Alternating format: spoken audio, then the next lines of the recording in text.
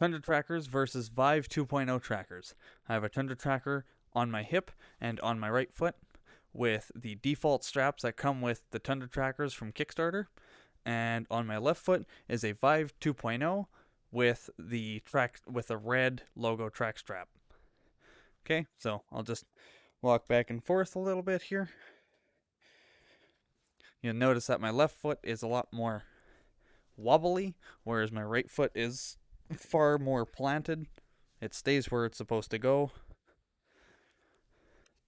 And if I start jumping around, you will notice that this one will start shaking all over the place.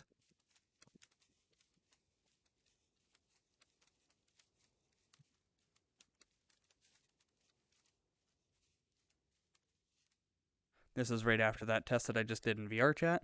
This is a Tundra tracker that was on my waist. This is a Tundra tracker that was on my right foot. And this is a Vive 2.0 tracker that was on my left foot. I have two Valve 2.0 base stations. One of them is there, and the other one is kitty corner across the room over there.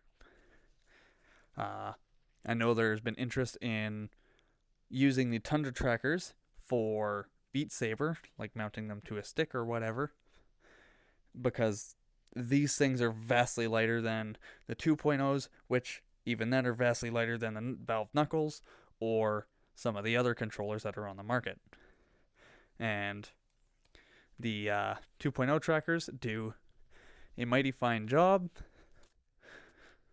of being tracked, doing some maneuvers like vibros and whatnot, or some of the weird formations that you have to do in Beat Saber. However, the Tundra trackers do not appear, at least at current. I did update these things so they are on the latest firmware, but when I start doing some of the crazy things that you do in Beat Saber, let me grab the strap so it's not whipping all over the place. When you start doing some of the motions that you got to do in Beat Saber, these things just do not hold up. Like, for instance, if I try to do a... Whoops. Let's not drop the thing. If I try to do a vibro,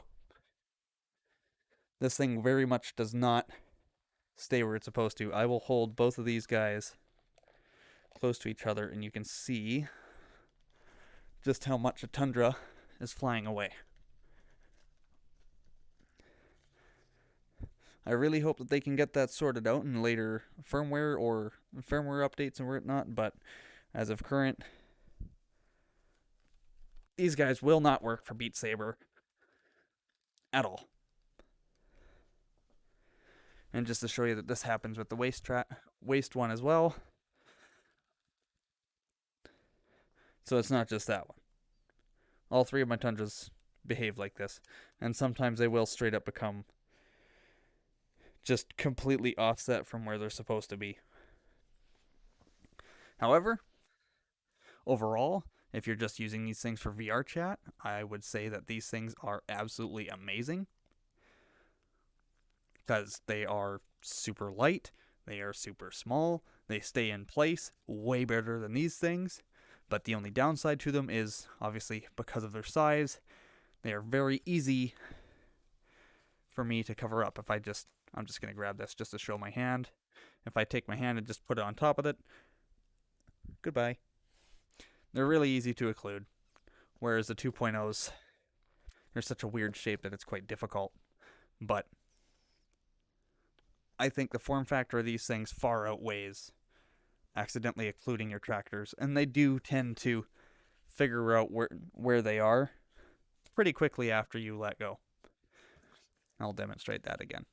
Let me get this guy on my back of my hand again. He's covered up, and it's gone. Pull away, and it's back. So they are very good at figuring out where they are.